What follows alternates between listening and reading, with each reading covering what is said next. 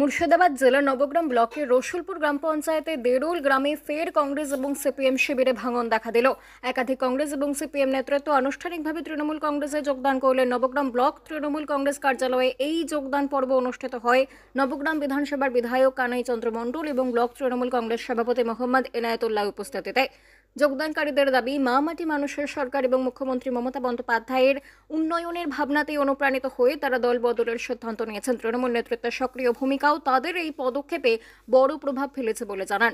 এই কর্মসূচিতে উপস্থিত ছিলেন নবগ্রামের বিধায়ক কানাই চন্দ্র মণ্ডল, তৃণমূল কংগ্রেসের ব্লক সভাপতি মোহাম্মদ এনায়েতুল্লাহ এবং রসুলপুর অঞ্চলের সভাপতি নেককার আলী, জেলা তৃণমূল সহ সভাপতি আনিসুর জামাল, পূর্ত কর্মাধ্যক্ষ হাসিবুর রহমান সহ তৃণমূলের অন্যান্য নেতৃত্ব। এই প্রসঙ্গে নবগ্রামের বিধায়ক কানাই চন্দ্র মণ্ডল বলেন, মুখ্যমন্ত্রী মমতা বন্দ্যোপাধ্যায়ের নেতৃত্বে রাজ্যের প্রতিটি প্রান্তে উন্নয়ন পৌঁছেছে, তাই আজ সাধারণ মানুষ থেকে রাজনৈতিক কর্মীরা তৃণমূলেই ভরসা রাখছেন। আগামী দিনে নবগ্রাম ব্লক তৃণমূল কংগ্রেস আরও শক্তিশালী হবে। যোগদানকারী নেতারাও জানান, জনসেবার প্রকৃত সুযোগ পেতে এবং মানুষের পাশে দাঁড়াতে তৃণমূলকে বেছে নিয়েছি। এই যোগদানের মধ্য দিয়ে দেরুল অঞ্চলে তৃণমূলের সংগঠন যে আরও মজবুত হলো তা বলাই বাহুল্য।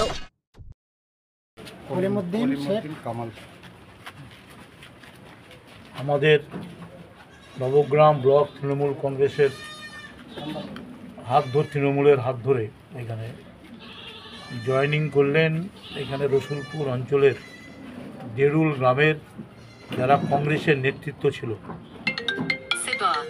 তারা সহ গ্রামের অধিকাংশ মানুষ যারা কংগ্রেসের সঙ্গে ছিল মূলত তারা তৃণমূল দলে জয়েন করলেন।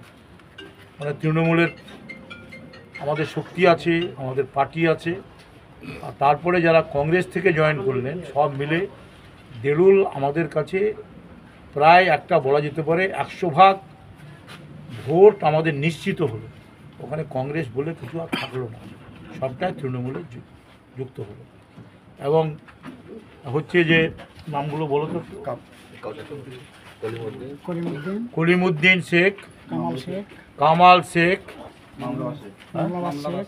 মামলাবাদ শেখ, জাহাঙ্গীর শেখ, ছোটু শেখ, কামরুল সহ আরও যারা আছে নেতৃত্ব, তারা সবাই একসঙ্গে তারা জয়েন করলেন। এরা মূল নেতা, তার সঙ্গে যারা কর্মী তারাও জয়েন করলেন।